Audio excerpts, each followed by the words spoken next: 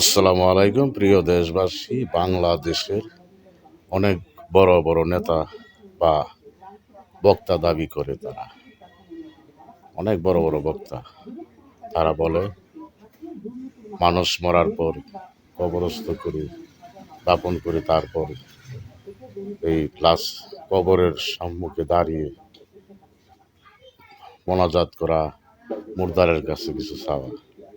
না, তা মোটেও না। মুর্দারের জন্য বা সকল কবরবাসীর জন্য দোয়া করা হয় আল্লাহর কাছে। আল্লাহর কাছে চাই মোনাজাত উঠিয়ে, মুর্দারের কাছে চাই না। আল্লাহর কাছে চাই যে কবরে সকল কবরবাসীকে আল্লাহ তুমি নাজাত করো, তাদেরকে বেহেশতি বাসী বানাও। আর দয়াল নবীজি নূর নবীজি আমাদের আউয়ালে আখেরে জাহেরে বাতিনে নবী মুহাম্মদুর রাসূলুল্লাহ সাল্লাল্লাহু আলাইহি সাল্লাম মৃত্যুর পর যেন মুসলমান যারা নবীজির উম্মত তাদের শিয়রে নবীজি তাকে সেই দোয়া করা হয়।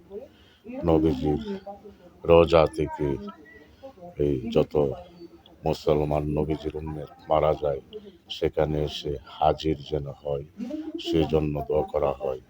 সকল অলিরা, তারা আল্লাহর অলিগণ যারা, তারা কবর দেশেও জীবিত, তারাও যে কোনো জায়গায় হাজির হতে পারে। তাই আল্লাহর অলিগণের কাছেও দোয়া চাওয়া হয়।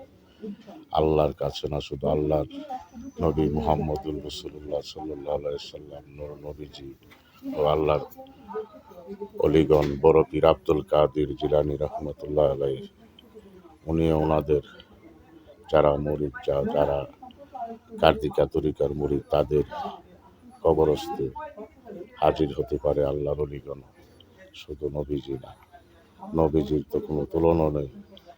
নবীজির সাথে যারা তুলনা দিবে তারাই বেঈমান, তারাই এজিদি বংশধর।